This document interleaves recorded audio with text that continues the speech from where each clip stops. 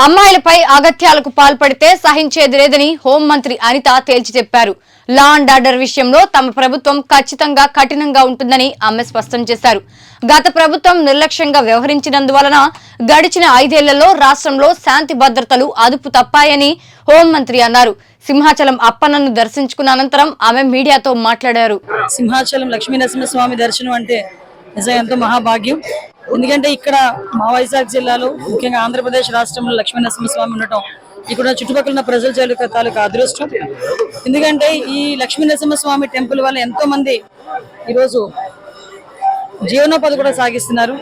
అదేవిధంగా చుట్టుపక్కల లక్ష్మీనరసింహస్వామి తాలూకా ఆస్తులు కానీ వీటన్నిటి వల్ల కూడా ఇక్కడున్న చాలా మంది మనుషులు కానీ అంటే చుట్టుపక్కల ఉన్న ప్రాంతాల్లో ఉన్న వాళ్ళందరూ కూడా చాలా ఆనందంగా ఉన్నారు ఆయన ఆశీస్సులతో.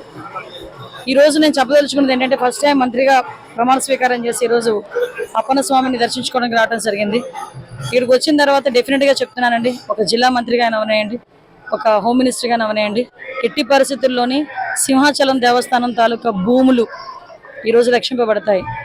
సింహాచలం దేవస్థానం తాలూకా భూములు ఒక్క సెంటు కూడా అన్యాక్రాంతం అవ్వనివ్వము. దీనికి చంద్రబాబు నాయుడు గారు కానీ లోక సమస్యలు అన్ని కూడా పరిష్కరిస్తామండి. ఏదైతే దేవస్థానం భూమికి సంబంధించిన ఇష్యూస్ ఉన్నాయో అది ఎట్టి పరిస్థితుల్లోనే అన్యాక్రాంతమే కాబట్టి గవర్నమెంట్ లో జరిగిన ప్రతి సంఘటన మీద కూడా మేము ఎంక్వైరీ చేస్తాం. మరి దారుణం అండి వచ్చింది నా దృష్టికి వచ్చింది.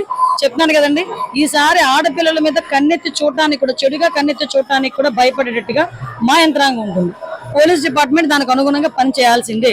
ఎక్కడైనా ఆడపిల్లలకు అన్యాయం జరిగింది అంటే ఇంతకు ముందు అనిత ఎలాగైతే వెళ్ళి వాలేదో ఇప్పుడు హోమ్ మినిస్టర్ స్థాయిలో వెళ్ళి కూర్చుంటా. డెఫినెట్ గా పిల్లకి న్యాయం జరిగేటంత వరకు నేను కూడా పోరాటం చేస్తాను. పోరాటంలో అయితే మార్పు లేదు.